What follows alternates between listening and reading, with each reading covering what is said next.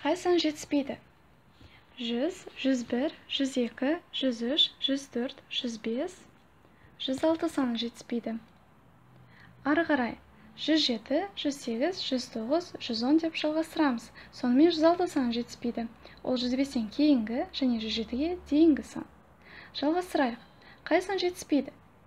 Егер мен 100 санынан бастасам, келесі сан 101 болады.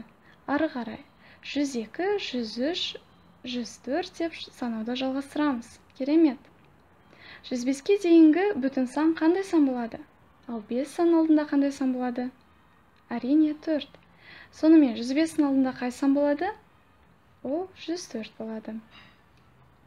Егер сен 100-ден кейін санасаң, ары қарай 101, 102, 103, 104 болады. Одан кейін 105-ті санайсың. Жақсы. Енді бізге жетіспейтін санды анықтау керек. 1, 2, 3 деп, солай 10-ға дейін, ары қарай 11-ден 20-ға дейін, солай 120-ға дейін саналғанын көріп тұрмыз. Бірақ мұнда бос шаршы бар. Бұл 118-ден үлкен және 120-дан кіші сан.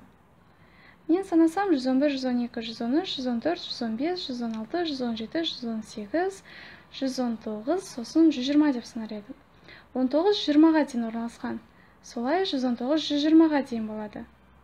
Ал 19 18-ден кейін орналасқан. Сол себепті 118-ден кейін 119 саны болады. Жауабымызды тексерейік. Осындай жаттығуды тағы да жасап көрейік. Біз мұндайды көп жасадық. Қай сан жетіспейді?